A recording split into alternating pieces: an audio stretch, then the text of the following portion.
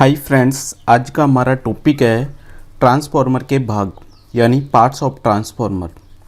Transformer के भाग की बात करें तो फ्रेंड्स, ट्रांसफार्मर में मुख्य रूप से निम्न भाग होते हैं, जैसे conservator tank, breather, Buchholz relay, radiator, transformer oil, transformer core, transformer winding, explosion vent, oil gauge, thermometer, bushing, main tank. ये सब ट्रांसफार्मर के क्या है, मुख्य भाग है।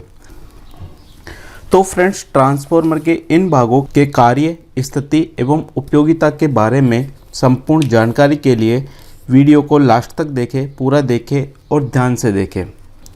मैं डीआर सैनी फ्यूचर एकेडमी के यूट्यूब चैनल पर आपका स्वागत करता हूं। तो फ्रेंड्स, स्टार्ट करते हैं। फर्स्ट नंबर पे जो आता है वो है ट्रांसफार्मर कोर। ट्रांसफार्मर कोर की बात करें तो जो ट्रांसफार्मर कोर है वो सिलिकॉन स्टील या CRGO cold rolled grain oriented की बनी होती है। अब ये जो ट्रांसफार्मर की क्रोड है, इसको सिलिकॉन स्टील का ही क्यों बनाया जाता है, अन्य धातु का क्यों नहीं बनाते? इसका मुख्य कारण ये है कि जो सिलिकॉन स्टील है उसमें हिस्टेरेसिस हानि का मान बहुत कम होता है, जिसके कारण ट्रांसफार्मर की कोर को सिलिकॉन स्टील का बनाया जाता है। ये जो सिलिकॉन स्टील की जो कोर बनाई जाती है उसको पतले पतले लैमिनेशंस यानी कि पत्तियों को जोड़कर एक क्रोड का निर्माण किया जाता है। इस कोर को पतले पतले लैमिनेशन से बनाने का जो मुख्य कारण है वो कारण ये है कि ट्रांसफार्मर के अंदर एडी करंट लॉसेस यानी भंवर धारा हानि के मान को कम करने के लिए ट्रांसफार्मर की जो क्रोड है उसको अपन पटलित बनाते हैं। डायग्राम में आप देख पा रहे हो, यहाँ पर ये जो क्रोड है देखो, ई आकार और आई आकार की पत्तियों को जोड़कर इस प्रकार से बहुत सारी पत्तियों को जोड़कर एक क्रोड का क्या किया जाता है, निर्माण किया जाता है। ये जो क्रोड है इन पत्तियों को जोड़कर इस प्रकार अपन क्या करते हैं, इस प्रकार क्रोड का निर्माण करते हैं। ट्रांसफार्मर की जो क्रोड है उसके ऊपर वाइंडिंग को लपेटा जाता है। ये जो क्रोड है, इस क्रोड का जो मुख्य कार्य होता है वो ये होता है, ये जो क्रोड है प्राइमरी वाइंडिंग में पैदा होने वाले चुंबकीय फ्लक्स को सेकेंडरी वाइंडिंग तक पहुंचाने में सहायक होती है, यानी कि चुंबकीय फ्लक्स के मार्ग में लो रिलक्टेंस का मार्ग प्रस्तुत करती है। तो ये सिलिकॉन स्टील यानी कि CRGO cold rolled grain oriented की बनी होती है। क्रोड के अंदर जो लैमिनेशंस होती है उनकी जो मोटाई होती है वो होती है 0.35 mm से लेकर 0.5 mm तक। भंवर धारा हानि का मान कम करने के लिए क्रोड को पटलित यानी कि लैमिनेटेड बनाया जाता है। हिस्टेरेसिस हानि का मान कम करने के लिए क्रोड को सिलिकॉन स्टील की बनाई जाती है। सेकंड जो पार्ट है वो आता है transformer winding. Transformer winding copper की बनी होती है। ट्रांसफार्मर के अंदर दो वाइंडिंग यूज करते हैं, एक तो होती है प्राइमरी और दूसरी होती है सेकेंडरी।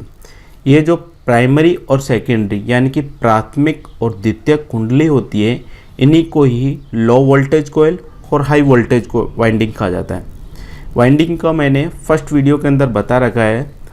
जो प्राइमरी वाइंडिंग, जिस वाइंडिंग को अपन सप्लाई के साथ जोड़ते हैं वो वाइंडिंग तो कहलाती है प्राइमरी, और जिस वाइंडिंग को अपन लोड के साथ जोड़ते हैं वो कहलाती है सेकेंडरी।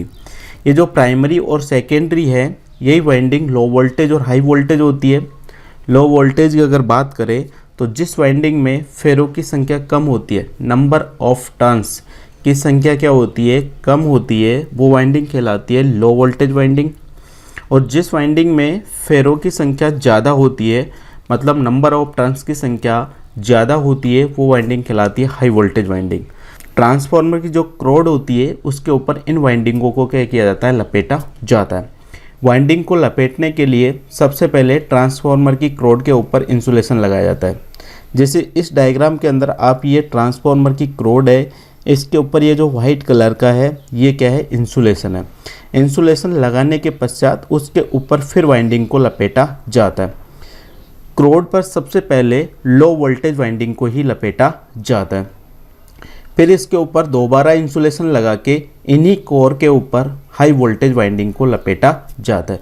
इस डायग्राम में आप देख पा रहे हैं ये जो कोर है इस पर सबसे पहले इसके चारों तरफ लो वाइंडिंग इंसुलेशन अपन लगाते हैं। लो वाइंडिंग इंसुलेशन लगाने के पश्चात उसके ऊपर सबसे पहले लो वोल्टेज वाइंडिंग को क्या किया जाता है, लपेटा जाता है। लो वोल्टेज वाइंडिंग लपेटने के पश्चात उसके ऊपर दोबारा से हाई वोल्टेज वाइंडिंग इंसुलेशन लगाते हैं और हाई वोल्टेज वाइंडिंग इंसुलेशन के ऊपर फिर हाई वोल्टेज वाइंडिंग को लपेटा जाता है। तो इस प्रकार ट्रांसफार्मर के अंदर लो वोल्टेज और हाई वोल्टेज वाइंडिंग को कोर के ऊपर लपेटा जाता है। अगले पार्ट्स की अगर अपन बात करें तो अगला पार्ट्स है अपना ट्रांसफार्मर ऑयल। डायग्राम में आप देख पा रहे हो ये ट्रांसफार्मर का मेन टैंक है। इसके अंदर यहाँ पर ये क्रोड है, कोर के ऊपर ये वाइंडिंग को लपेटा गया है। इसके अंदर ये जो पीले पीले कलर का है ये ट्रांसफार्मर का तेल इसके अंदर भर रखा है। तो ट्रांसफार्मर में खनिज तेल का उपयोग किया जाता है, इसके अंदर वानस्पतिक तेलों का उपयोग नहीं किया जाता। ट्रांसफार्मर के अंदर खनिज तेल का ही उपयोग किया जाता है। जो नया ट्रांसफार्मर का तेल होता है उसका जो रंग होता है वो होता है हल्का पीला या फिर पेल येलो, क्या होता है उसका रंग होता है। जब ये ट्रांसफार्मर का तेल क्या हो जाता है, ख़राब हो जाता है, तो उसके पश्चात इसका जो रंग है वो काला हो जाता है। ट्रांसफार्मर का जो तेल है उसका जो डाई इलेक्ट्रिक स्ट्रेंथ होता है उस डाई इलेक्ट्रिक स्ट्रेंथ का मान 30 किलो वोल्ट होता है। आगे अगर बात करें ट्रांसफार्मर के तेल की तो जो अच्छा ट्रांसफार्मर तेल होता है जिसकी क्वालिटी अच्छी होती है उसके अंदर जो ज्वलन बिंदु है उसका वो क्या होता है, उच्च, और उसकी जो श्यानता है यानी कि विस्कोसिटी है वो क्या होती है, निम्न होती है। जो ट्रांसफार्मर के अंदर ये जो तेल होता है इसका जो मुख्य कार्य होता है वो क्या होता है, ये वाइंडिंग को क्या रखता है, ठंडा रखता है। जब अपन ट्रांसफार्मर की सेकेंडरी वाइंडिंग पर लोड लगाते हैं तो सेकेंडरी वाइंडिंग में से धारा प्रवाहित होती है जिसके कारण उसके अंदर क्या हो जाती है, ऊष्मा पैदा हो जाती है। उस ऊष्मा को ट्रांसफार्मर के वाइंडिंग से बाहर भेजने के लिए अपन ट्रांसफार्मर के तेल का उपयोग करते हैं। तो ट्रांसफार्मर का तेल है वो वाइंडिंग को ठंडा रखता है, साथ साथ में क्या करता है, वो वाइंडिंग के लिए कुचालक पदार्थ का भी कार्य करता है। अगर अपन फ्लैश पॉइंट की बात करें तो वह तापमान जिस पर ट्रांसफार्मर तेल गैस में बदलने लग जाता है वो फ्लैश पॉइंट कहलाता है या ज्वलन बिंदु कहलाता है। ट्रांसफार्मर के अंदर जो ज्वलन बिंदु है उसका मान 140 डिग्री सेंटीग्रेड होता है। पावर पॉइंट की बात करें तो वह तापमान जिस पर ट्रांसफार्मर तेल क्या हो जाए, जम जाए, वो उसका पावर पॉइंट कहलाता है। जो पावर पॉइंट होता है ट्रांसफार्मर के लिए उसका मान -30 डिग्री सेंटीग्रेड से -40 डिग्री सेंटीग्रेड तक होता है। तो ये हो गया आपके ट्रांसफार्मर के ऑयल के बारे में। ट्रांसफार्मर के ऑयल के अंदर से जो मुख्य क्वेश्चन बनता है वो ये होता है कि ट्रांसफार्मर का तेल का उपयोग किस लिए किया जाता है। तो ट्रांसफार्मर में जो तेल का उपयोग है वो वाइंडिंग को ठंडा रखने और कुचालक का कार्य करता है। या फिर क्वेश्चन ये भी बन सकता है ट्रांसफार्मर के तेल की डाई इलेक्ट्रिक स्ट्रेंथ का मान कितना होता है, तो 30 किलो वोल्ट उसकी डाई इलेक्ट्रिक स्ट्रेंथ का क्या होता है, मान होता है। अगले चले रेडिएटर। रेडिएटर क्या होता है, आप डायग्राम में इनको देख पा रहे हो।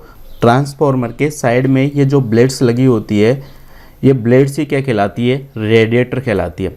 रेडिएटर क्या काम करता है, जब ट्रांसफार्मर की वाइंडिंग के अंदर क्या होती है, ऊष्मा पैदा होती है, तो उस ऊष्मा से ट्रांसफार्मर का तेल क्या हो जाता है, गर्म।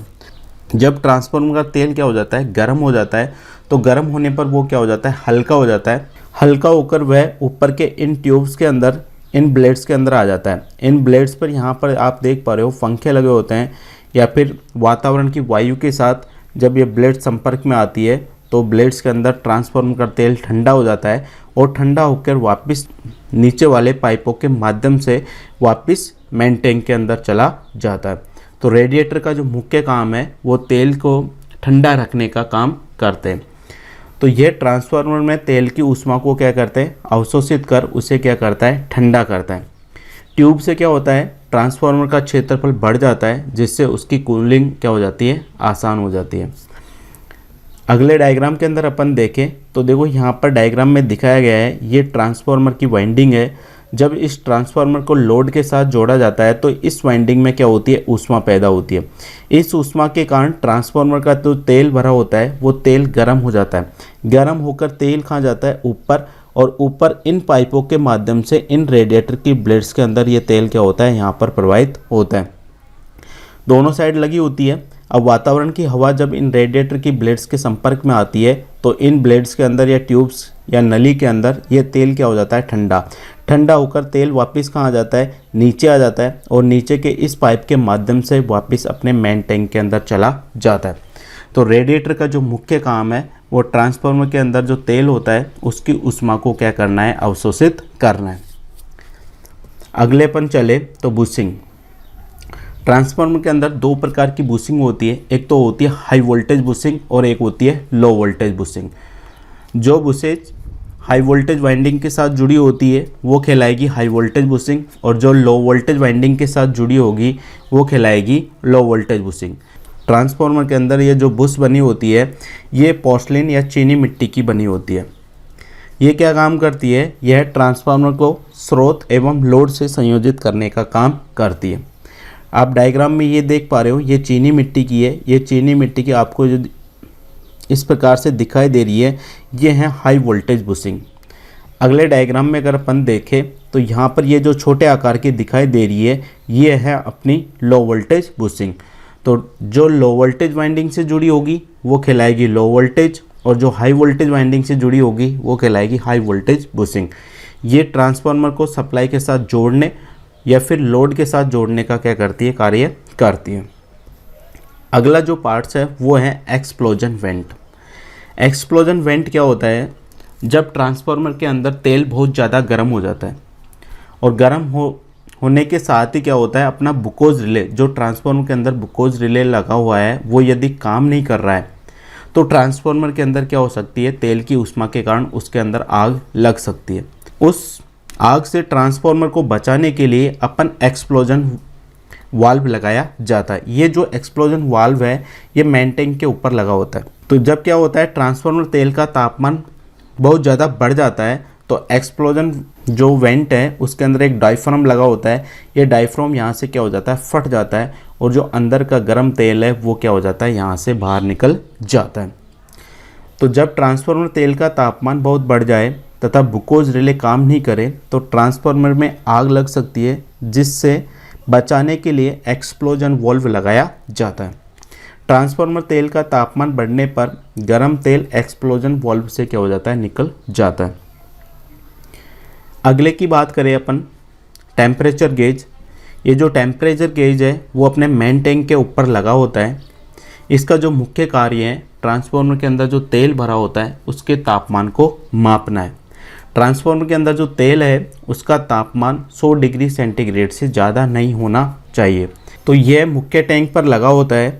यह ट्रांसफार्मर तेल का क्या करता है, तापमान मापता है। ट्रांसफार्मर तेल का जो तापमान होता है वो 100 डिग्री सेंटीग्रेड से अधिक नहीं होना चाहिए। अगले की अपन बात करें तो आता है कंजर्वेटर टैंक। कंजर्वेटर टैंक क्या होता है, मुख्य टैंक के ऊपर एक छोटा सा जो बेलनाकार साइज में आप देख पा रहे हो, ये क्या होता है, मुख्य टैंक के ऊपर लगाया जाता है, जिसको अपन क्या कहते हैं, कंजर्वेटर टैंक कहते हैं। ये जो कंजर्वेटर टैंक है वो मेन टैंक से एक पाइप के माध्यम से क्या होता है, जुड़ा हुआ रहता है। इस कंजर्वेटर टैंक में 50 से 60% तक ऑयल भरा होता है। ये काम क्या करता है, जब ट्रांसफार्मर के मेन टैंक के अंदर जो तेल भरा है वो गर्म होता है, गर्म होने से उसके अंदर क्या होती है, गैसें बनती है और उसके आयतन में क्या होता है, वृद्धि होती है। तो जो गर्म होने के कारण जो गैसें और उस तेल के आयतन में वृद्धि होने के कारण तेल क्या होता है, इस पाइप के माध्यम से कंजर्वेटर टैंक में आ जाता है। अब कंजर्वेटर टैंक से यहाँ से जो वायु है या गैस है वो इसके माध्यम से यहाँ से बाहर निकल जाती है। और जब तेल वापस क्या हो जाता है, ठंडा हो जाता है, तो ठंडा होने के बाद क्या होता है, कंजर्वेटर टैंक से तेल वापस मेन टैंक में क्या होता है, आपका प्रवेश करता है। तो जब ट्रांसफार्मर का तेल का जो तापमान बढ़ता है उसमें जो गैसें पैदा होती हैं, उन गैसों को जगह देने के लिए अपन कंजर्वेटर टैंक का क्या करते हैं, अपन उपयोग करते हैं। तो यह मुख्य टैंक पर लगाया जाता है। इसका जो मुख्य कार्य है वो ट्रांसफार्मर तेल का तापमान बढ़ने पर उसमें पैदा होने वाली गैस को पर्याप्त स्थान देना है। इसमें 50 से 60% तक क्या होता है, तेल भरा हुआ रहता है। इस कंजर्वेटर टैंक के ऊपर क्या लगा होता है, ऑयल गेज लगा होता है, जो ट्रांसफार्मर के तेल का क्या करता है, स्तर को मापता है। अगला जो पार्ट है वो है Buchholz relay. Buchholz relay transformer के अंदर एक बहुत ही इंपॉर्टेंट पार्ट्स है, सुरक्षा डिवाइस है ये। तो बुकोज रिले है वो क्या है, एक गैस आधारित रिले है। यहाँ पर आप देख रहे हो ये है कंजर्वेटर टैंक और ये है मेन टैंक।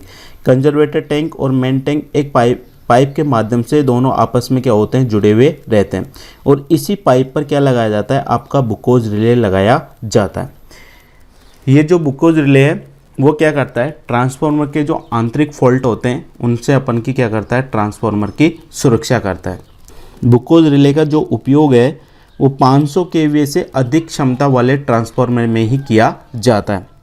बुकोज रिले में 2 मरकरी स्विच का क्या किया जाता है, उपयोग किया जाता है। ये जो डायग्राम आप देख पा रहे हो ये बुकोज रिले की आंतरिक संरचना है। इसके अंदर एक तो यहाँ पर और एक यहाँ पर, ये 2 क्या है, मरकरी स्विच है, और यहाँ पर ये फ्लैप यानी कि फ्लोट लगा रखे हैं। ये जो हिस्सा है ये ट्रांसफार्मर के मेन टैंक से जुड़ा होता है, और ये जो हिस्सा है ट्रांसफार्मर के कंजर्वेटर टैंक से जुड़ा रहता है। तो बुकोज रिले के अंदर 2 मरकरी स्विच का उपयोग किया जाता है। एक मरकरी स्विच तो अलार्म सर्किट के लिए होता है, और जो दूसरा मरकरी स्विच होता है वो होता है ट्रिप सर्किट के लिए। तो जैसे ही ट्रांसफार्मर के तेल का तापमान बढ़ता है तो ट्रांसफार्मर का जो तेल है वो मेन टैंक से कंजर्वेटर टैंक की तरफ क्या होता है, तेज़ी से जाता है। तो जैसे ही तेल इस फ्लैप से टकराएगा तो फ्लैप से टकराकर तेल कहाँ जाता है, ऊपर जैसे इस फ्लोट के ऊपर प्रेशर पड़ेगा तो ये जो मरकरी स्विच है वो क्या हो जाएगा, सीधा हो जाएगा, और जो अलार्म सर्किट है वो क्या हो जाएगा, आपका ऑपरेट हो जाएगा। अब जैसे ही तेल तेज़ी से मेन टैंक से कंजर्वेटर टैंक की तरफ जाएगा तो यहाँ से टकराएगा, टकराने के कारण ये फ्लोप भी बाद में क्या हो जाता है, सीधा हो जाता है, जिससे आपका ट्रिप सर्किट काम करता है। और ट्रिप सर्किट क्या करता है, ट्रांसफार्मर को जो सप्लाई है उससे क्या कर देता है, विसंयोजित कर देता है। तो बुकोज रिले में 2 मरकरी स्विच का उपयोग किया जाता है। इसमें एक स्विच तो अलार्म सर्किट के लिए और दूसरा स्विच है वो ट्रिप सर्किट के लिए होता है।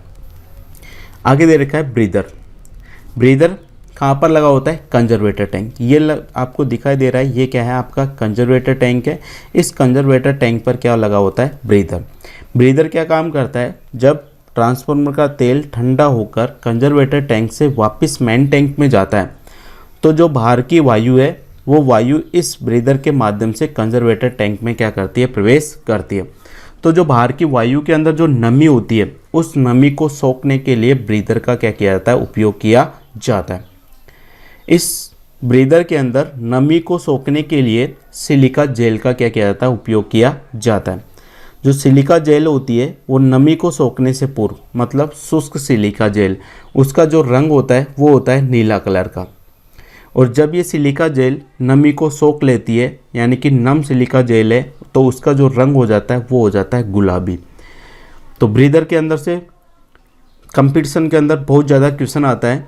तो जो क्वेश्चन आता है वो ये आता है, ब्रीदर के अंदर वायु की नमी को सोखने के लिए किसका प्रयोग किया जाता है। तो ब्रीदर में वायु की नमी को सोखने के लिए सिलिका जेल का उपयोग किया जाता है। जो सिलिका जेल होता है उसका नमी को सोखने से पूर्व या शुष्क सिलिका जेल का रंग कैसा होता है, तो शुष्क सिलिका जेल का जो रंग होता है वो कौन सा होता है, नीला। और नमी को सोखने के पश्चात सिलिका जेल का रंग कौन सा होता है, या नम सिलिका जेल का रंग कौन सा होता है, तो वो रंग कौन सा होता है, गुलाबी। तो फ्रेंड्स ये थे ट्रांसफार्मर के पार्ट्स। तो फ्रेंड्स यदि वीडियो पसंद आया हो तो प्लीज़ वीडियो को लाइक और चैनल को सब्सक्राइब करें।